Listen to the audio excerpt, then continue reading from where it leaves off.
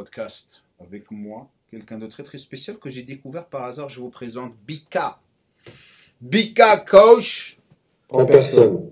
Plaisir de t'avoir avec moi. Pour les personnes qui Ouais, ne c'est vrai. connaissent pas Plus que Bika, projet. pour les personnes qui ne connaissent pas Bika, je vous invite. Je vais vous donner le lien de sa chaîne de YouTube. Je vais le mettre au-dessous de cette vidéo. Et vous allez découvrir sa philosophie sur les entraînements et tout. Parce que ce qui me fait de la peine, c'est que des coachs comme lui ne sont pas vraiment découverts par l'industrie de musculation sur YouTube, a.k.a. The French Fit Game. Parce qu'il se perd dans le bordel. Si ça, je m'excuse. Bon, c'est le mot. Et ça fait de la peine de voir des bons coachs comme lui. C'est pour ça que je t'ai choisi. Ça me fait plaisir de t'avoir ici parce que en quelque sorte, tu as la même philosophie que moi en ce qui concerne partager ton savoir. Donc, présente-toi à tout le monde, comme ça ils vont. Moi, je m'appelle Karim, passionné de alias Bika sur les réseaux, bon, passionné de longue date de muscu. C'est pour ça que d'ailleurs, c'est très spécial pour moi de faire un podcast avec Jamo, puisque Jamo, c'est quelqu'un que je regardais dans les magazines. Notamment des photos superbes que tu avais fait en noir et blanc à l'époque, que j'avais vu dans le magazine Body Fitness, donc il y a peut-être 20 ans maintenant. Donc c'est très très spécial pour moi sur ce podcast avec toi. Je te remercie beaucoup beaucoup. Donc moi, ça fait 23 ans que je suis dans la musculation, que je vis pour la musculation, et je suis coach depuis 15 ans maintenant. 15 ans. Ouais. Et comment que tu t'es retrouvé en train de faire de la musculation, donc basé sur les magazines? Qu'est-ce qui t'a poussé? T'avais des compètes ou pas? Parce que Pas du tout. Pas du tout. C'est juste une passion. Ouais, je suis venu à la muscu par hasard, parce que je suis venu à la muscu pour la boxe en fait. Ok. Puisque étant gamin, j'étais hyper mince. À l'adolescence, j'avais un peu grossi, tu sais, comme à l'adolescence, tous les chamboulements, patati patata. Et puis je suis venu à la boxe, parce que j'étais un passionné de boxe, et puis pendant 5-6 belles années, j'ai fait de la boxe.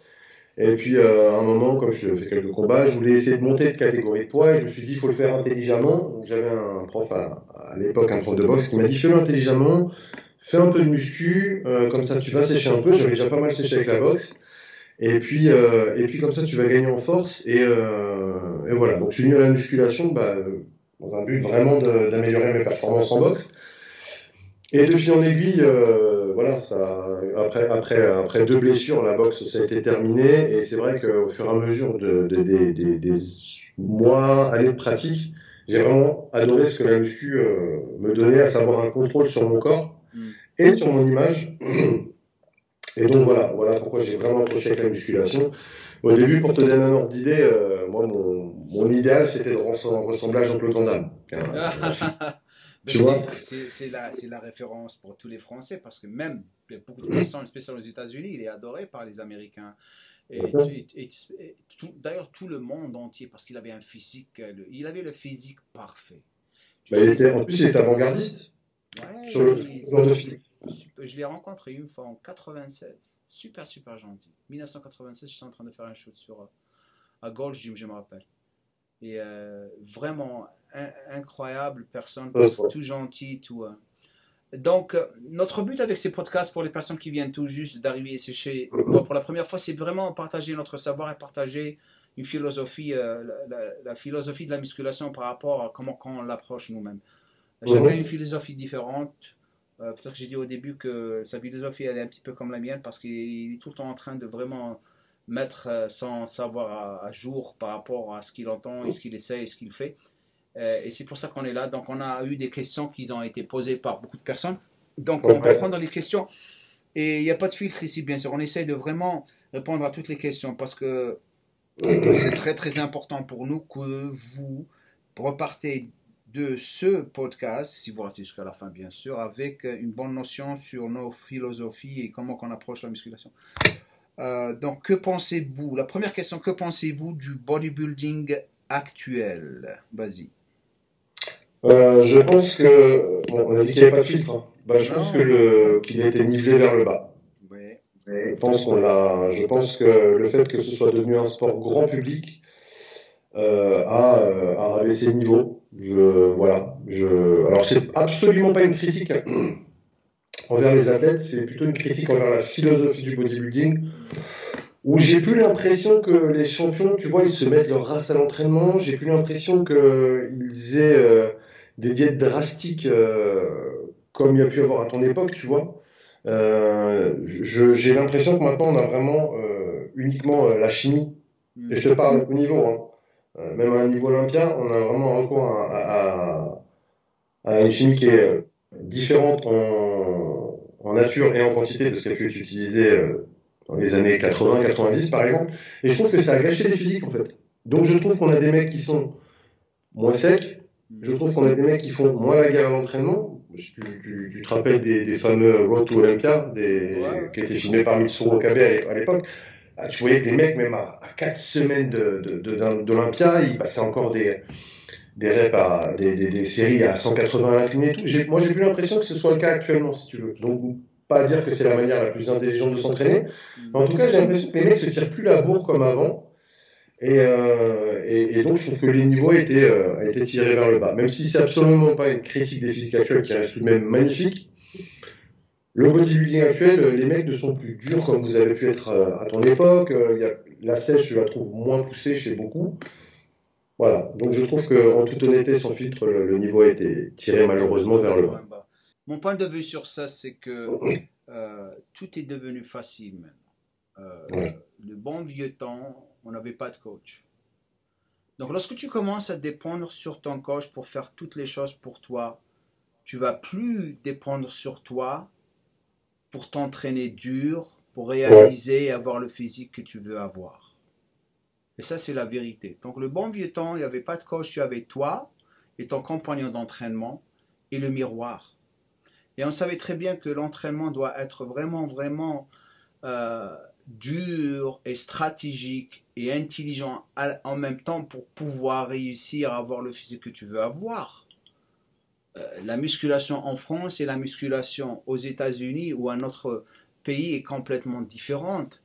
Ce que j'ai remarqué en ce moment, c'est que avec Instagram et toute cette mode, c'est devenu une mode de faire de la musculation. On fait plus. C'est un sport grand public. Voilà, on fait plus la musculation parce que on veut être en santé ou avoir un bon physique ou faire de la compétition si on décide de faire de la compète, mais on fait la musculation parce qu'on veut avoir un compte Instagram et on veut se faire valider. Et donc, si on veut se faire valider, il faut qu'on fasse ce que les autres personnes sont en train de faire, c'est-à-dire les professionnels. Qu'est-ce qu'un professionnel est en train de faire? Il a un coach, il a ça, il a ça. Donc, je vais aller chercher un coach, je vais faire la même chose. Donc, je vais oublier l'importance de ce que veut dire le travail dur et dépendre sur moi.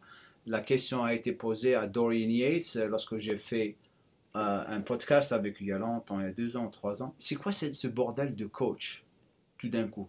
Ils ont commencé à sortir de partout. Je dis, j'ai jamais compris ça.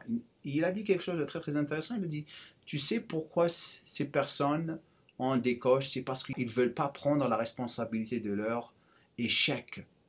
C'est complètement. Donc, il va blâmer un coach plus que de se blâmer. Parce qu'à la fin de la journée, si j'ai envie d'apprendre, c'est ce que je dis à tout le monde dans mon académie, c'est que on va passer par beaucoup de choses lorsqu'on va apprendre ce qui va marcher pour vous. Ce qui marche pour toi, pour moi ou ce qui marche pour toi n'est pas la même chose que ce qui marche pour les autres personnes. Parce que on a tous des génétiques différentes, on a tous une récupération différente, on a tous un état ou un aspect mental qui est différent. Le mental joue beaucoup dans le développement d'un physique. Et c'est ce qui rend... Et d'ailleurs, tu sais, si je sors de la musculation, tout a été affecté par la technologie. Si tu as remarqué, l'art a été affecté, la musique est affectée, le sport est affecté. Tout est affecté. Donc, c'est normal de voir la musculation s'écrouler de plus en plus vers le bas parce que c'est... Suivi le rouage actuel. Ce que je disais pour la musique, je trouve qu'aujourd'hui, tu vois, on n'a plus de génies musicaux. Non. Comme on a pu avoir. Maintenant, c'est facile, tu as une voix pourrie, tu vas dans le bon studio avec le bon arrangement. Et puis, tout d'un coup, tu es incroyable. Le hip-hop, le rap, c'est la même chose. Tu vois les nouveaux rappeurs ou hip-hop artists, comme on dit ici, c'est que tu dis sérieux, c'est ce que tu veux par, si tu prends quelque chose comme Eminem ou Dr. Dre, et ce Big Pump, ou je sais pas comment il appelle, Big Pump, je sais pas comment il s'appelle, c'est le gamin qui, tu dis, mais sérieux, c'est incroyable, mais ça, c'est la nouvelle génération, c'est un temps qui est nouveau, donc on peut pas, C'est comme ça. ouais, tout doit être là et tu sais très bien, rien n'est gagné sur un plateau. Donc, prochaine question. Merci pour ton avis. Prochaine question. Votre poids le plus lourd en prise de masse et Jamo, tu pesais combien à ton apogée en compétition? Vas-y. Moi, mon poids le plus lourd en prise de masse, 137 pour 1m75. Waouh. Prise de masse 137, waouh. Ouais. Moi, le plus, je suis à 1m80, 1m79, je suis arrivé à 127 prise de masse et sur le podium 110 sec. C'est magnifique, 110 sec à ta taille, c'est superbe. C'est énorme.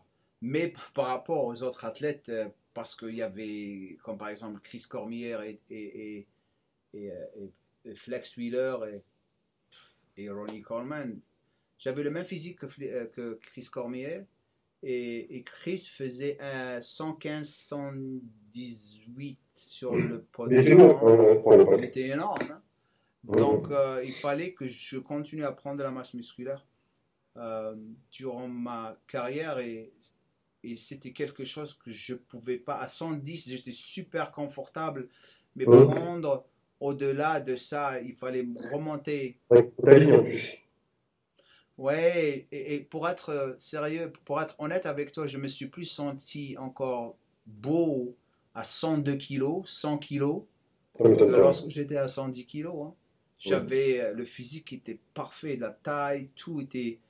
Mais avec le temps, parce qu'il y avait un certain niveau pour être pro à atteindre et à tenir. Et c'est pour ça que je ne pouvais pas tenir le coup, la vérité, parce qu'il y avait beaucoup de facteurs qui jouaient, la santé.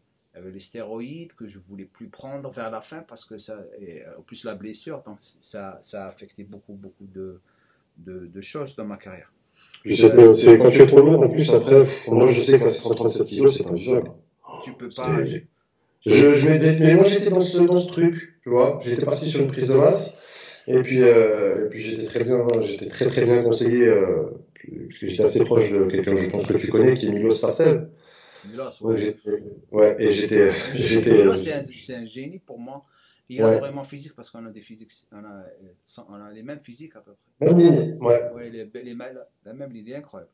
Ouais. Un regret dans ta carrière, Jamo, et toi, Bika, vas-y. C'est quoi ton regret? Dans ma carrière, j'ai pas eu de carrière à proprement parler, mais on va dire que sur toutes mes années de muscu, ça a été d'avoir vraiment, encore au jour d'aujourd'hui, ça a été d'avoir travaillé lourd pendant trop longtemps, tu vois. Même en tant que, même après être devenu coach, j'ai continué à travailler lourd, en sachant que c'était contre-productif. Qui plus est, on sait très bien qu'avec les stéroïdes, tu ne sens pas les douleurs articulaires comme tu pourrais les ressentir en temps normal, et la force, elle est over the roof, comme on dit. Donc j'ai continué, moi, puisque à la base j'avais aussi une formation de power, de par mon diplôme, donc moi j'aimais beaucoup le powerlifting, donc j'ai fait un peu cet hybride, qu'on appelle maintenant d'ailleurs le powerlifting, entre travailler très très lourd en musculation, avec 240 au coucher, j'avais un terre à 320, tu vois, pour un mec qui n'est pas powerlifter, j'étais quand même très très puissant. Et mon problème, c'est qu'aujourd'hui, j'en paye les conséquences, mais puissance 10 000. Il a fallu que je me fasse réparer des déchirures au niveau des dorsaux, là, il faut que je me fasse opérer des deux coudes, enfin, ça c'est un gros regret de ne pas avoir été cohérent dans mon entraînement sur quelque chose que je savais à l'époque être une idiotie, mais voilà. Donc ça c'est mon plus gros regret. Mon regret. La vérité, si j'ai à refaire tout en même si j'ai la capacité de revenir en arrière et changer beaucoup de choses, il y a une chose que je changerais, c'est, comme je disais auparavant, rester à 102 kilos et juste raffiner mon physique, avoir cette belle super ligne.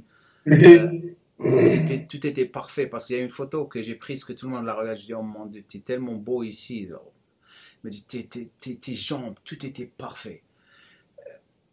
Et aussi, est-ce que c'était un regret? Maintenant que je vois ce qui se passe, me qualifier pour l'Olympia. Lorsque je commençais à me préparer pour me qualifier à l'Olympia et j'ai eu mes blessures et tout, la blessure de déchirure du pec, que je ne regrette pas parce que au début je regrettais d'avoir parce que ça m'a affaibli de 50% mentalement vers ce que je voulais faire.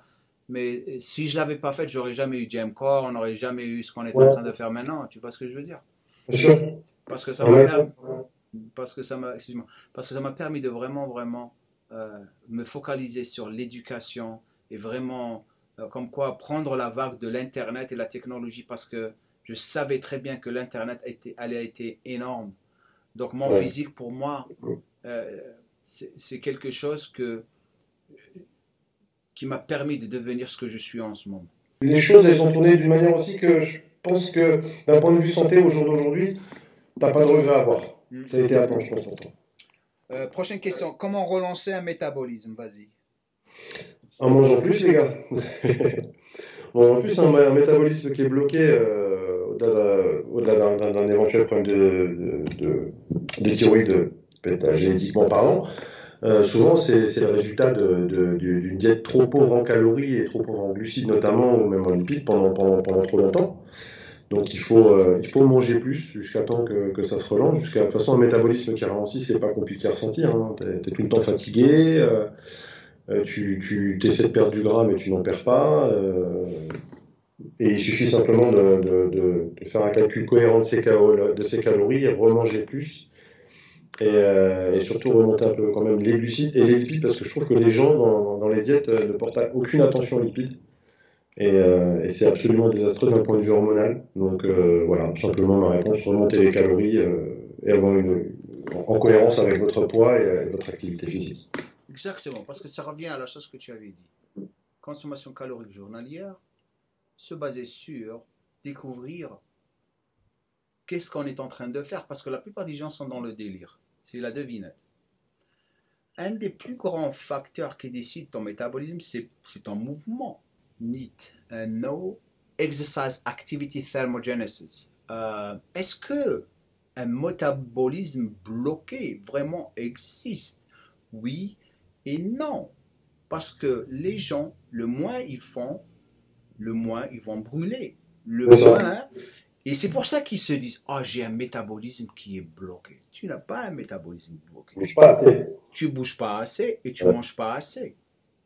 Si tu manges pas assez, ou même si tu manges beaucoup sans bouger et brûler, et tu te dis « Ah, la raison pour laquelle j'arrive pas à perdre du gras, ou j'arrive pas à prendre la masse musculaire, c'est parce que tu as ces deux choses que tu n'es pas en train de prendre en considération. » Manger pour une prise de masse musculaire et bouger aussi. Et c'est pour ça que des fois, et aussi il faut faire très attention avec le cardio. On va dire cardio, même je fais beaucoup de cardio, j'arrive pas à vraiment perdre. Mais ton cardio, il va être basé sur quoi? Tu sais très bien, tu l'as déjà fait lorsque tu sèches. Des fois, moi, lorsque j'ai envie de sécher, je mange plus. Je sèche plus par rapport à mon métabolisme qui est vraiment en bonne santé. Et c'est ce que je dis à tous mes élèves, c'est que je leur dis le jour où vous êtes en train de manger tellement et vous continuez à perdre et à devenir sec, c'est ça un métabolisme qui est en santé parfaite. Prenant en considération les hormones, j'ai déjà parlé de ça et j'ai fait une vidéo sur le chamboulement hormonal par rapport au déficit calorique et aussi par rapport au surplus calorique lorsque on prend en considération ces hormones, c'est eux qui décident votre métabolisme, c'est eux qui décident votre sèche aux prises de masse.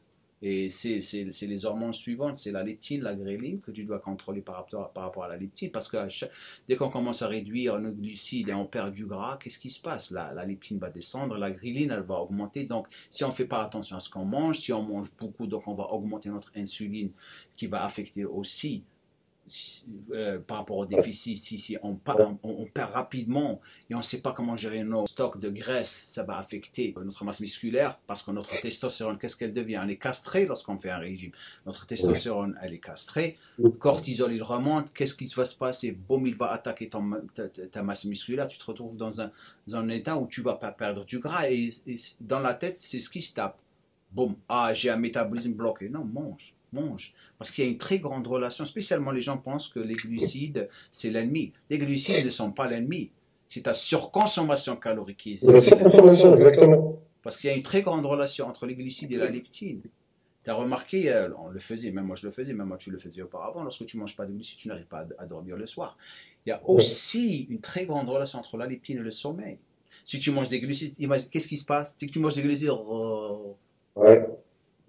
c'est ça. Donc, c'est la plus grande chose qu'il faut faire par rapport relancer un métabolisme, c'est de manger, de vraiment avoir contrôle sur ta maintenance calorique et ton surplus calorique durant ta sèche et faire attention à ton chamboulement hormonal. Dès que tu gères ça, tu n'as pas de problème.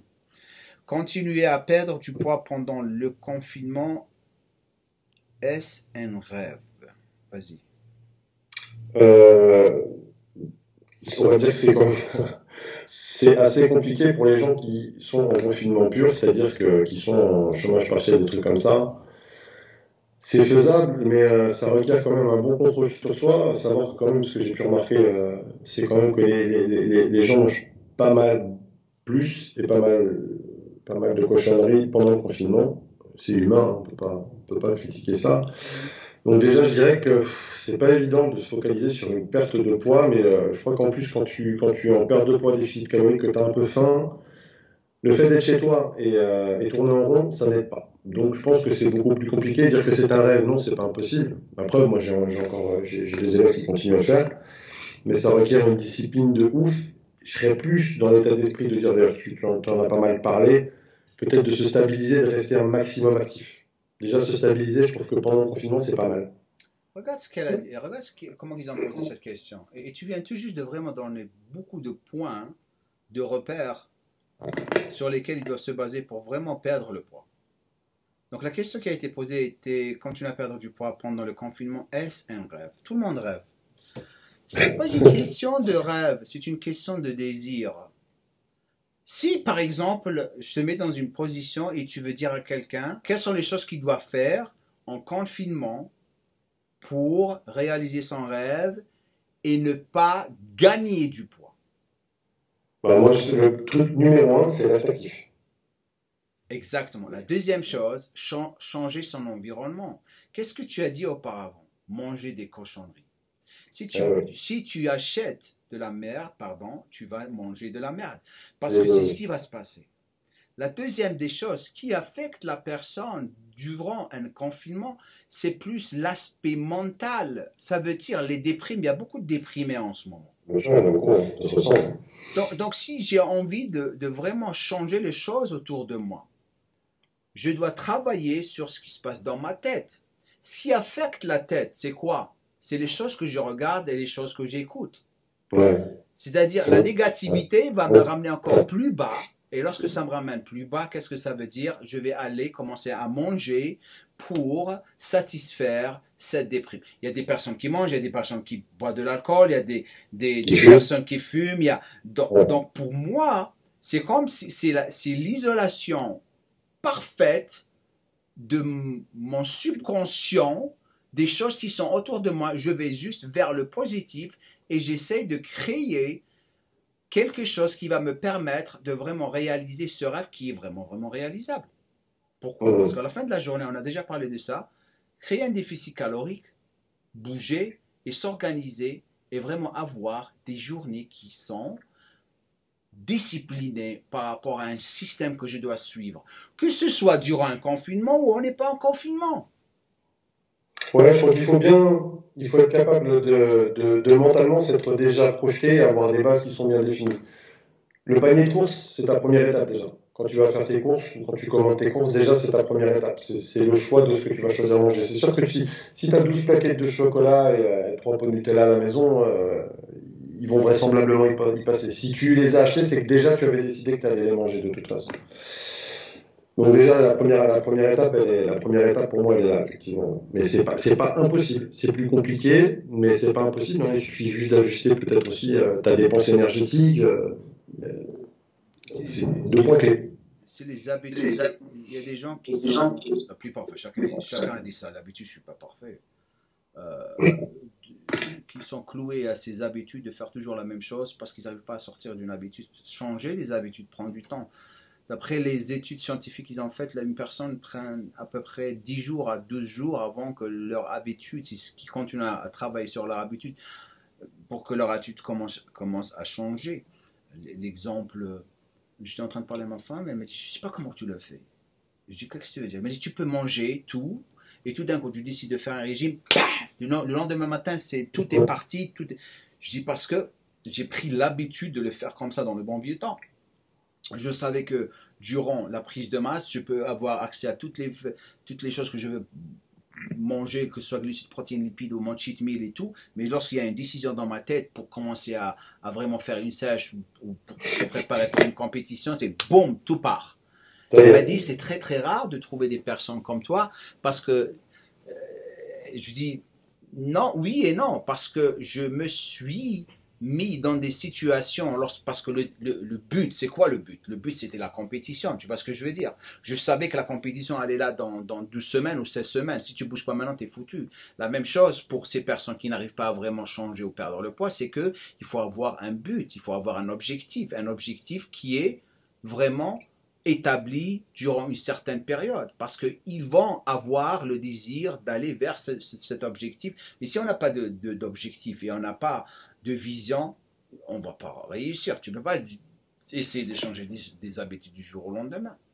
L'exemple typique aussi, c'est les personnes qui veulent se marier. Si tout le temps le mec dit « Ah, je veux me marier, il faut que je perde du poids », ou la fille « Je veux me marier ». Pourquoi tu n'as pas perdu? Il faut un mariage pour que tu passes à perdre le poids. C'est un bon goal à avoir. C'est un bon but à avoir. Surtout avec une date, donc le fait c'est magnifique. C'est magnifique, mais si le mariage c'est dans 4 semaines, mais si tu as le mariage dans 4 mois, 6 mois, ok, c'est un bon but à avoir, mais garde la perte de poids après ça. Ouais. Mais ils ont un but, ça revient à la même chose. Donc, pour revenir à la question, oui, tu peux perdre du poids en confinement. Ce n'est pas un rêve, c'est une question d'organisation et de changer et nettoyer ton environnement. C'est ton environnement qui va te causer des problèmes par rapport à tes fréquentations ou les choses que tu vas voir, les choses que tu vas manger. Si tu changes tout ça, tu vas le perdre. Tu vas le perdre. Prochaine question, votre avis sur les mini-cuts. Explique-leur ce que ça veut dire une mini-cut. Mini-cut, c'est petit passage de sèche pendant une prise de masse. Parce qu'on remarque que selon la nature de la personne, quand tu es en prise de masse, ça arrive un moment où c'est quasi inévitable. Tu prends plus de graisse que de muscle. Et le fait de faire une mini-cut, donc une mini-phase de sèche, ça te permet vraiment de remettre le corps à zéro, puisque le fait que tu prennes du gras, c'est lié à ta résistance à l'insuline, notamment à la surconsommation de glucides qu'on fait quand on est en prise de masse.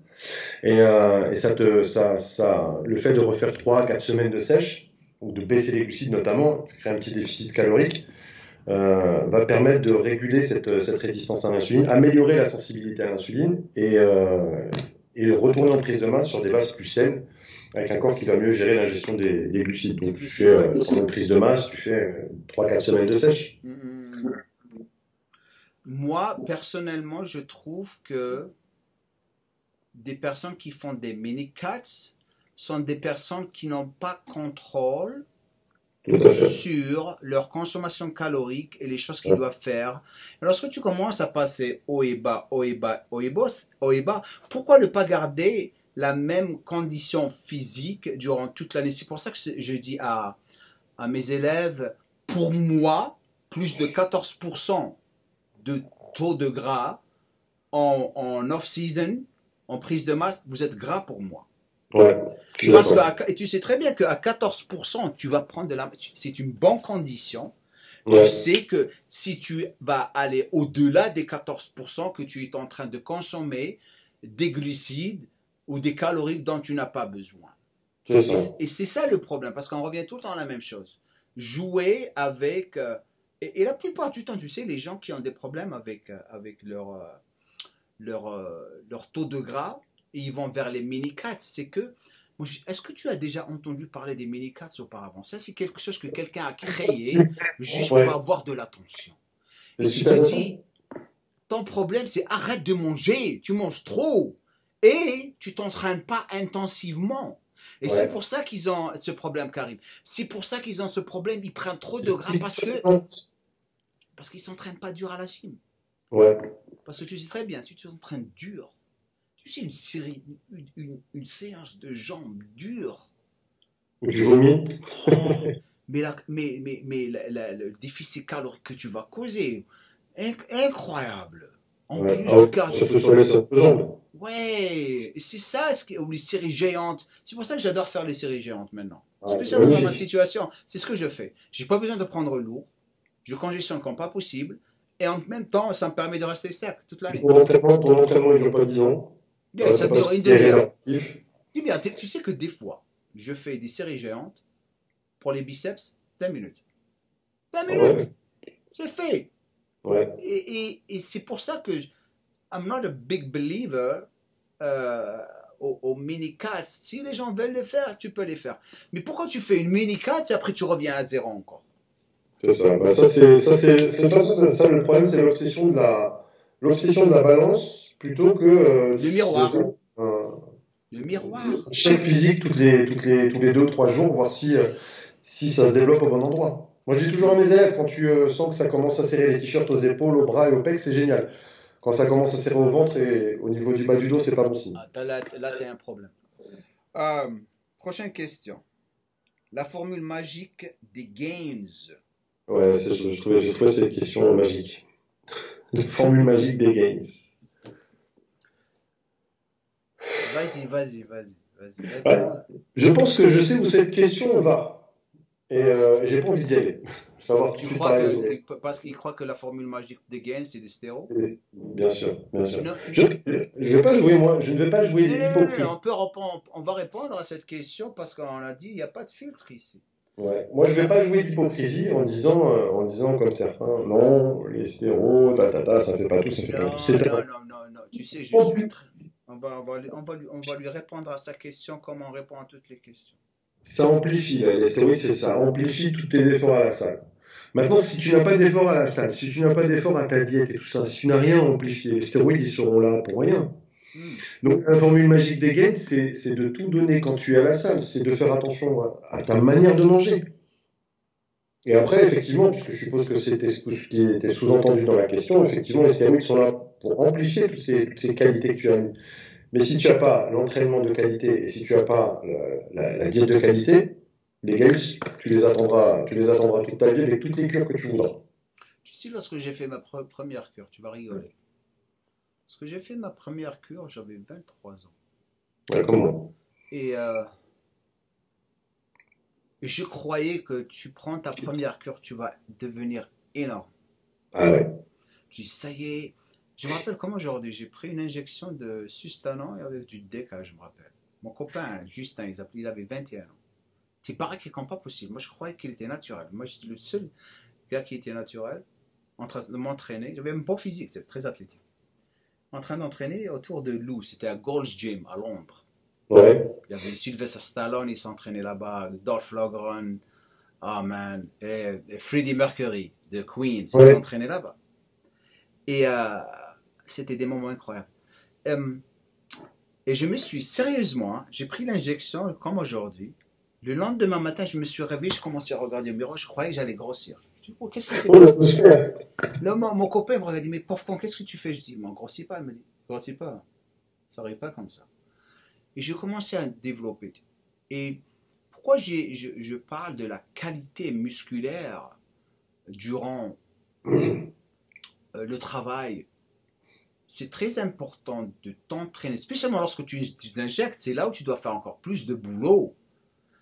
Parce que tu sauras ce que tu vas développer lorsque tu t'arrêtes complètement, tu prends ta retraite. C'est là où tu vas voir les gens qui sont entraînés, qui ont une bonne base et un bon physique, et les gens qui sont injectés sans s'entraîner proprement. Parce qu'il y a gains, et tu as de la gains, muscular gains, la qualité du beefsteak qui a été vraiment, vraiment forgé, avec un entraînement dur, super génétique. Et il y a aussi retention d'eau et du gras, et tu crois que tu es, et une augmentation d'androgène, et tu crois que tu es gros, tu es musclé, et lorsque tu t'arrêtes, tu partiras comme si de rien n'était. Ouais. Et c'est là où il faut vraiment éclaircir les choses pour ces gens qui croient que les stéroïdes, c'est tout. Ils verront bien j'ai parlé de quelqu'un, je crois avec... j'ai rencontré un jeune il y a 2 ans. Je l'ai rencontré à Énergie. Jeune, il avait 15 ans ou 16 ans. Si c'est le petit rebeu, tu vois.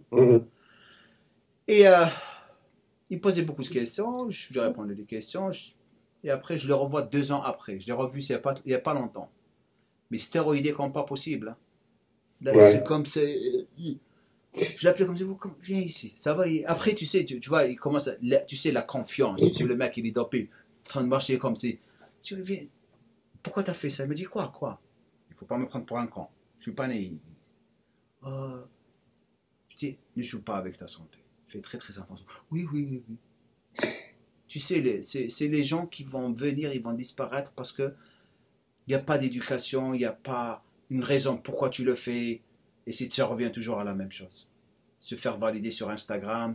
C'est toujours la même chose. Ça revient à la première question sur le bodybuilding actuel, tu vois. Même en sortant des compétitions, on se retrouve confronté à des choses comme ça. Et il y a l'aspect santé, parce qu'ils sont absolument pas éduqués sur les choses à faire pendant, et sur les choses à faire après aussi. Les contrôles à faire pendant, les contrôles à faire après.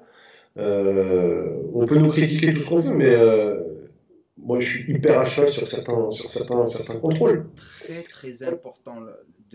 Lorsque j'étais en stéro pour les cycles, pour mes compétitions et tout, on avait un docteur qui nous suivait par rapport à des analyses de sang, par rapport à le taux au GFR. GFR, c'est le filtration rate, c'est comment tes reins sont en train de fonctionner, ton LDL, ton cholestérol, ta tension artérielle, tes reins, comment ils sont en train de... ton foie. C'est la folie. Et malgré ça, tu vois, ils voyaient, ok, c'est bien, c'est pas bien. Fais attention. Parce que chacun réagit à des stéros différemment. Il y a un stéro la plupart sont en train de le prendre. C'est le stéro, tout le monde le prend en ce moment. C'est le stéro le plus toxique. Et il devine quoi? Nous, on le prenait 6 semaines avant la compète. Il y a des gens qui le prennent toute l'année sans arrêt. Et c'est le stéro qui donne les arrêts de cœur. C'est le stéro qui donne les arrêts de cœur. Ils sont tous ils le prennent tous. Hein. C'est comme si de rien n'était. Et donc la formule magique des gains, si les gens choisissent de prendre les stéros, chacun est mature de faire les choses qu'il veut faire. Mais avant de commencer à les prendre, posez-vous des questions. Pourquoi vous voulez le faire? Est-ce que la raison est vraiment c'est quoi le mot? Importante pour avoir les résultats qui peuvent vous faire risquer votre vie. Parce qu'on revient toujours à la même chose. Même nous, en tant que professionnels, ça ne valait pas la peine. Parce qu'à la fin de la journée, si tu prends quelqu'un comme Cristiano Ronaldo ou des footballeurs, même eux, ils gagnent 70 millions de dollars, je ne sais pas, par année. Ils te diront la même chose. Ça ne vaut pas la peine parce que tu pourras mourir du jour au lendemain. Donc si tu le fais et tu ne gagnes rien, même les professionnels ne gagnent rien, et toi tu le fais juste pour te faire valider, eh ben sois prêt pour comment on dit, pour les conséquences. Les conséquences, c'est ça. Pour les conséquences. Tu sais, c'est ce problème actuel de absolument valider. Moi, je me suis pris pas mal de coups de fouet parce qu'on me dit ouais mais attends, mais toi t'as été super chargé et pourtant tu fais pas de compétition. Mais moi c'était un choix de vie. Je suis pas venu comme ça. Moi déjà quand j'ai commencé les stéroïdes, il y avait pas Instagram, il y avait pas. Donc mon choix n'a pas été biaisé. Le choix de devenir et de monter à 137 kg n'a pas été biaisé par quelconque raison. C'était juste par quelconque raison, pardon, ça a été juste mon désir. Mais j'ai fait très attention à ma santé, encore au jour d'aujourd'hui. Je contrôle plein de choses. Et surtout, il y a des gens qui vont faire des centaines de cures, en exagérant, et qui vont rien avoir, qui vont faire Mister Olympia et qui vont bien s'en sortir d'un point de vue santé. Et tu as des gens qui vont faire une cure, deux cures, et en plus c'est ces gens-là qui ne se font pas contrôler et ils vont avoir des conséquences. C'est comme je l'ai dit auparavant, c'est la roulette russe. Hein. C'est ça. Et ils disent, oh, lui, ça fait longtemps, il n'a pas eu de problème et tout, boum, et ça t'arrive. Bon, mais il y avait des gens, ils font leur première cure, il a un problème de rein comme pas possible, il se retrouve comme pas. C'est pour ça que on ne veut pas jouer aux hypocrites. Moi, je l'ai toujours dit. C'était mon boulot. J'ai pris la responsabilité. Je faisais attention, mais malgré ça, est-ce que je le regrette? Non, jamais. Je fais les choses, je ne les regrette pas. Je les ai fait parce que c'était mon boulot. Et c'est ce que j'ai dit aux gens. Que vous me jugez, comme quoi que je suis un tricheur. J'en ai rien à foutre de ce que vous pensez. Parce que, spécialement en France, tu sais, je leur ai dit, je leur ai dit, vous pouvez jamais m'enlever les 35 ans de travail dur que j'ai fait. Et je vous dois rien. À la fin de la journée, je suis devant mon tableau, j'éduque les gens contre les stéros. Je prépare jamais les gens avec les stéros. Les préparations pour les compétitions, c'est ma spécialité, c'est ce que je fais, mais je ne les fais pas. Pourquoi? Parce que ça ne m'intéresse pas. C'est pas quelque chose qui m'intéresse. Moi, j'ai solidarisé complètement de. Voilà, je suis un fan de body, mais je me suis solidarisé complètement de. Il y a beaucoup de gens qui viennent, pourquoi, s'il te plaît, prépare-moi pour une compète, prépare. Non. Non. Je dis, va chez Eusan. Eusan, il a commencé son école d'athlète. J'ai fait le podcast avec lui et vraiment, j'apprécie sa passion pour les choses qu'il fait avec ses athlètes. Il donne un bon look, une image pardon, à la musculation et le bodybuilding. Et il est avec ses athlètes, c'est ce qu'il adore faire. Mais si tu veux vraiment prendre tes stéroïdes, vas-y, prends-les. Parce que il y a beaucoup de personnes à qui j'ai dit ne pas faire le développé couché. Ils m'ont dit, ouais, t'es un menteur. Et oui, le mercredi doublé couché. Après, 2 mois après, le mec m'écrit, il me dit, ah, j'aurais dû t'écouter, je me suis fait arracher le pec. Voilà. Ouais. Meilleur moment pour s'entraîner pendant le ramadan. Meilleur moment pour s'entraîner pendant le ramadan. Pour moi, la logique voudrait que ce soit quelques heures après manger. Malheureusement, c'est techniquement pas forcément possible quand tu manges à 20h30, 21h, comme ça le cas bientôt. C'est pas forcément possible avec les salles qui ferment à 22, 23h. Mais moi, je trouve que tu te sens quand même bien quelques heures après avoir mangé. C'est mon cas. Ou sinon, juste avant la rupture du jeûne. Moi, ça me paraît relativement cohérent, pardon. Ouais. Tout dépendra de ton. Ou toi? Non, tout dépendra de quel genre de musulman tu es. Si tu es un pratiquant qui va à la mosquée et tout, qui le Coran et tout, tu peux pas t'entraîner après le jeûne, déjeuner, c'est ça. Après la rupture du jeûne. Il faut aller à la mosquée. Parce qu'on a tellement de temps, on n'a pas beaucoup de temps entre la rupture de jeûne et après tu vas à Tarawih et après il faut que tu reviens. Moi, honnêtement, je m'entraîne après Sohor. Je mange un très grand repas. D'ailleurs, mon repas me tient jusqu'à 1h, 2h de l'après-midi. Le repas que je prends toujours la même chose. J'ai partagé dans ma chaîne de YouTube ici. Et je prends beaucoup de glucides et je prends du beurre d'arachide et pour ralentir l'absorption et la digestion, la digestion, je mets beaucoup de protéines et c'est un plat énorme, c'est le plat le plus énorme, c'est celui-là du matin. J'ai tellement d'énergie, je peux m'entraîner après ça, 1 heure, vraiment pas poussé, je fais un tout petit peu de cardio et après je tiens le coup jusqu'à 2 heures, 3 heures. Je n'ai pas faim durant le ramadan, j'ai envie de dormir parce que le soir je suis à la mosquée. Donc après ça, je vais dormir pendant 1 heure. Après, je me réveille, je peux aller même m'entraîner après. Hein. Donc, tu as deux choix. Le matin, si tu peux le faire, ou, comme tu as dit, avant la rupture du jeûne. Comme ça, c'est le meilleur moment. Mais il faut prendre une sieste. Prends une sieste de 1 heure ou une demi-heure, ou je sais pas. Et après, tu t'entraînes. Tu t'entraînes et c'est pas besoin de te pousser d'aller comme un fou. Entraîne-toi pour maintenir. Maintenant, il va y avoir encore plus. Il commence déjà à paniquer. Ah, qu'est-ce qu'on va faire? On est en confinement et le ramadan arrive. Bien, comme ça vous allez pas passer trop de temps dans les cafés en train de jouer au domino, boire un café et fumer. Et c'est bien que vous restez chez vous et vous allez vous rapprocher à votre famille. Donc c'est ce que je pense comme toi, sauf que la différence avec moi c'est que des fois je m'entraîne le matin. Ouais. la plus grande satisfaction que vous a apporté la musculation. Vas-y. Il y en a plein. Il y en a plein. Moi, je crois que la première, c'est mon taf, hein. C'est le fait de coacher. Donc, pour moi, le coaching, c'est une révélation. C'est retransmettre tout bien que la muscu m'a fait en apportant un contrôle sur mon corps et en sculptant mon corps de manière à ce que celui-ci me plaise. Et bien dit me plaise et pas plaise aux autres, forcément. En tout cas, qu'il me plaise. Et tout le bien que ce sport m'a fait en m'apportant un contrôle sur mon corps.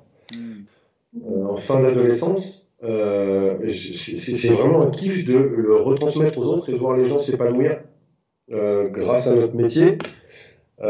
J'exagère pas en disant que j'ai eu des gens qui étaient, à plusieurs reprises, des gens qui étaient tellement mal dans leur peau qu'ils avaient des pensées suicidaires.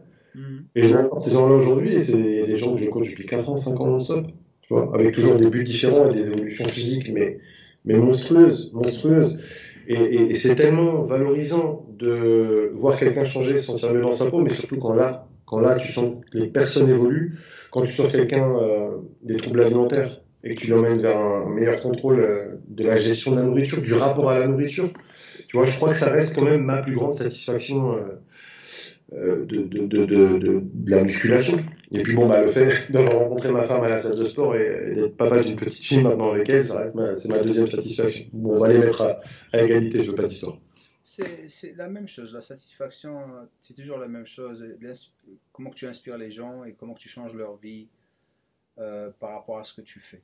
Et tu sais, je suis dans une position où je reçois des emails de personnes qui ont changé leur vie, qui ont perdu du poids, qui sont sortis des drogues. Il y avait quelqu'un qui m'a rencontré, il m'a dit, je voulais juste venir te voir au salon de Body Fitness l'année passée. Il m'a dit, à cause de toi, tu sais, j'ai ouvert 2 business et j'ai réussi. Auparavant, j'étais dans la galère, je buvais, je fumais de la chicha. Il m'a dit, mais à cause de toi, merci beaucoup. Et ça, c'est les choses qui te font plaisir. Et ça, c'est une satisfaction énorme. Tu sais, tu as envie de pleurer. Et il y a les gens qui viennent et te disent à cause de toi, à cause de toi, à cause de toi. Et nous, on le fait, on ne s'attend pas aux choses. Tu sais, on ne s'attend pas aux choses. Tu sais, on fait quelque chose, on essaie d'inspirer les gens par rapport à ce qu'on fait. Et je ne suis jamais satisfait des choses que je fais par rapport à la musculation. Mais une chose me fait plaisir, c'est lorsque j'entends des gens qui écoutent, parce que je sais que les gens qui écoutent et qui font les choses que je leur dis de faire, ils vont arriver là où ils vont arriver. Et je leur dis, juste suis, n'essaie pas d'aller à gauche et à droite.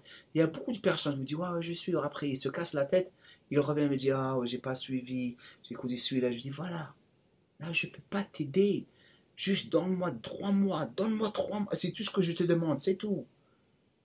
Et tu peux faire tellement de choses en 3 mois. Quand tu es bien guidé, que tu écoutes un seul son de cloche, tu peux faire tellement de choses. C'est l'impatience, ça revient tout le temps à la même chose. C'est l'impatience des gens, c'est à la recherche des secrets qui n'existent pas. Ouais. Et c'est ça la chose qui fait de la peine. Et c'est fait là parce qu'ils veulent tout sur un plateau rapide. Ça ne marche pas comme ça. Il faut mériter ce que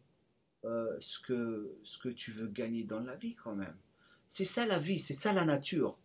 Si tu vois par exemple les fourmis, durant l'été, qu'est-ce qu'elles font? Elles passent des années en train de stocker la bouffe. Elles cherchent, elles remplissent, parce qu'elles savent durant l'hiver, si elles ne mangent pas, elles vont mourir.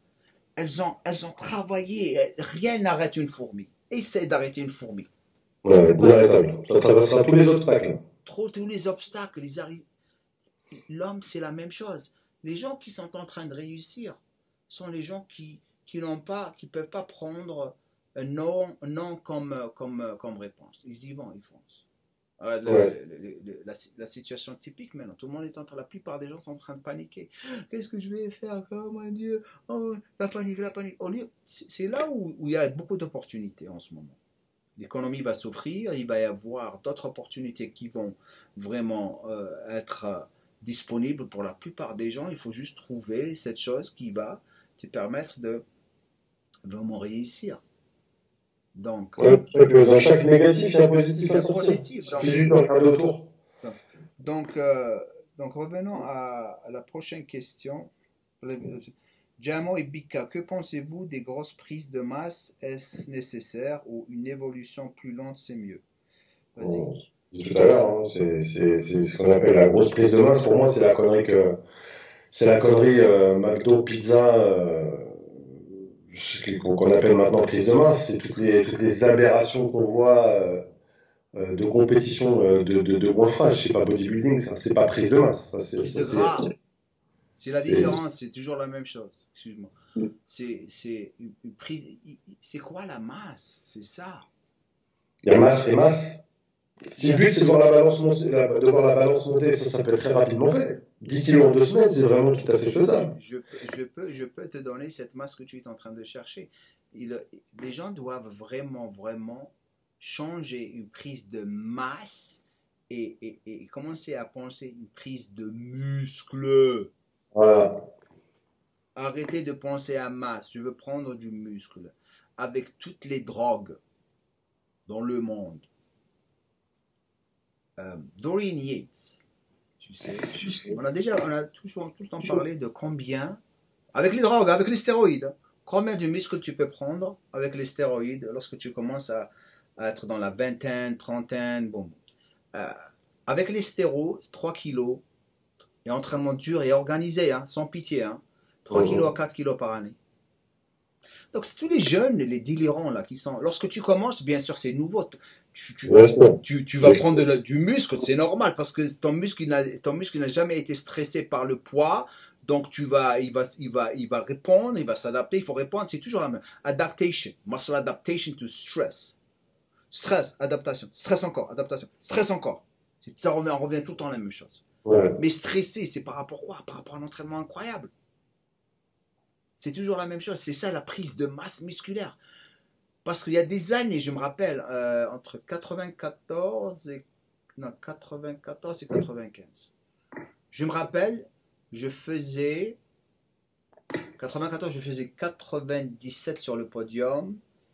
Et en 95, je faisais 102. Et ma condition en 94, incroyable. En 102, bonne condition, mais pas aussi bonne que celle de 94. Comme ça que j'ai appris à vraiment prendre de la vraie masse musculaire. Donc je ne m'inquiétais plus à combien je pesais, mais plus ma condition physique. Parce que je pouvais être le même poids durant toute l'année, 115 je me rappelle, c'est tout le temps 115, 118, et descendre à 108, 105, 10 kilos je perdais. J'avais le même poids et après tu dis, je sais 105 et après tu commences à, j'ai pris de la masse musculaire parce que durant une certaine période de sèche, le physique était plus conditionné, plus mature. Ça veut dire que tu as pris de la masse musculaire sans prendre du poids durant la saison non compétitive. Ouais. Malgré que tu t'es entraîné dur, ça veut dire quoi? Ta prise de muscle elle était lente, tout doucement, tout doucement. Mais ça ne veut pas dire que tu es en train de perdre du temps parce que tu es en train de travailler sur la maturité et le conditionnement de ta masse musculaire, quelque chose que la plupart des gens ne prennent jamais en considération. Ton physique, le look de ton physique maintenant, en tant que jeune, maintenant, et dans 5 ans, va complètement être différent. Tu peux peser la même chose, ou peut-être 1 kilo, 2 kilos, mais tu vas avoir l'air d'être quelqu'un de plus baraqué, plus énorme. Le changement de composition corporelle, la maturité qualité, maturité, densité. C'est pour ça que l'exemple typique, Jay Cutler. Jay Cutler, lorsqu'il avait gagné sa carte pro, il avait 21 ans, mais il n'avait pas de maturité. Il faisait 115 kilos, 117 kilos. Il a continué à faire 115, 117 kilos pendant 7 ans, 8 ans. Mais il n'était plus du tout le même. Plus du tout le même, la maturité. Non. Parce que tu le voyais à poids égal, tu avais l'impression qu'il avait pris 10 kilos. Voilà. À poids égal, tu prends... oh mon Dieu, c'est le même poids. C'est ça. Si tu prends quelqu'un de gras, obèse, qui pèse 115 kilos, ou 120 kilos, 115 kilos, et tu le pousses dans une piscine, il va flotter. Si tu prends un gars, la même chose, 115 kilos musclé, tu le pousses, il va couler. Ouais. Ça veut dire densité, fibre, plus lourd, il coule. L'autre, c'est des cellules adipeuses. C'est juste les cellules adipeuses. Elles rétrécissent, elles augmentent. C'est pas du tissu. C'est ce que les gens ne comprennent pas. Donc, si tu c'est toujours en fait cette course, hein, toujours, c'est ça le problème, c'est se focaliser sur je vais aller vite parce que je vais être vite validé, parce que j'ai vu sur les réseaux que c'était cool, parce que j'ai vu les influenceurs du shit game qui ont l'air de se moins faire, alors qu'en fait certains ils sont très carrés sur leur diète, mais l'image qu'ils veulent donner c'est l'image du mec qui se goinfre, qui vit, qui machin, alors que non. Il y a très peu de gens qui sont génétiquement dotés de pouvoir manger comme ça et de rester relativement sec et propre. Donc, mais tu sais, les influenceurs qui mangent n'importe quoi aussi, il faut prendre en considération ce qu'ils sont en train de faire. Les plus grands influenceurs, ils ne s'arrêtent pas de prendre des drogues, c'est ce que les gens ne comprennent pas. C'est que dans notre temps, on n'avait pas besoin on n'avait pas Instagram, on n'avait pas tout le tralala. Mais nous, en tant que, on savait très bien qu'on avait une période non compétitive où on prenait de la masse musculaire et on avait juste une journée ou une semaine où tu allais chaud, tu montres ton physique. Donc, les gens, lorsqu'ils te regardaient dans les magazines, lorsqu'on fait des shoots, les gens croient que tu es comme ça toute l'année. Non, c'est juste comme ça. C'est quand, c'est quoi, 2-3 jours après les compétitions? Les shoots, tout dépendra. Moi, je faisais les compètes et j'allais en Californie, c'est 2 semaines à 3 semaines sans arrêt. Hein. Ouais. J'avais beaucoup de magazines pour filmer. Parce que nous, moi, je ne comprenais pas, parce que moi, je gardais ma forme. Parce que pour moi, le plus j'étais sur le magazine, le plus j'étais connu, je devenais de plus en plus populaire. Mais les photographes, ils ne photographiaient pas n'importe qui. Hein. C'est parce que les photos, donc ils se bagarraient pour avoir Jamo au début. Ils croyaient que j'allais perdre ma forme, parce que la plupart des gars, ils font la compète, après ils commencent à manger à n'importe quoi, parce que ils veulent manger, après ils commencent à retenir de l'eau. Si tu retiens de l'eau, tu ne vas pas être pris en photo. Donc, moi, je leur ai dit, je me rappelle, j'avais un de mes photographes préférés, Irving Gelb, qui m'a découvert pour Muscle Mag et Muscle Fitness. Et je lui dis, il m'a dit, tu n'as rien à craindre de Jamo, parce que Jamo, il reste en forme pendant 3 semaines, 4 semaines, 5 semaines. Donc, pour moi, c'était très, très important de garder ma forme. Et c'était facile, d'ailleurs. Après les shows, parce que le plus j'étais en forme, le plus j'étais photographié pour les magazines. Ouais. Donc, il y avait toujours des projets à faire, des vidéos à faire, les couvertures à faire. Donc, il y a des couvertures qui sont en train d'apparaître que je ne sais même pas que je les avais faites. Parce que tu shootes avec tellement de photographes, tu ne sais pas qui est qui. Hein. Mais j'ai eu la chance d'être vraiment pris par les magazines. Et Joe Weider, spécialement la première fois que je l'avais rencontré, j'aurais dû prendre une photo avec lui, parce que c'est quand même c'est lui, hein, Joe Weider. Hein. Ouais, c'est la famille Weider. Hein. Joe Weider, c'était Joe Weider, et c'était une bonne expérience pour moi. Même Arnold, je l'ai rencontré. J'ai eu une photo avec Arnold, il faut que je la trouve. Je l'ai rencontré à l'Arnold Classic 2003. Il est venu, j'étais avec Dorian Yates. Il est venu dans notre stand et on a parlé, et il était cool, tu sais. Il est très cool. Il est super cool, super cool. Mais tu sais, on arrive à la fin du podcast. La musculation est un art, comme je l'avais dit, et tu es quelqu'un à qui j'ai beaucoup de respect par rapport à ta façon de vraiment enseigner et faire des vidéos qui sont très très intéressantes, parce que je suis tombé sur tes vidéos il y a 4 ans, 3 ans, 4 ans, je suis passé chez Big Cash, j'ai regardé la casquette, tu habites à New York, je suis en train de regarder, lui il est bien, lui. Hein. Et continue, je vous invite à aller sur sa chaîne, vous allez vraiment prendre, il faut que tu continues. Il y a beaucoup de problèmes avec des personnes comme toi, c'est pas un problème, c'est que il y a tellement de mauvaise qualité autour de toi, et tous ces soi-disant coachs et experts qui parlent pour ne rien dire, que tu te retrouves perdu.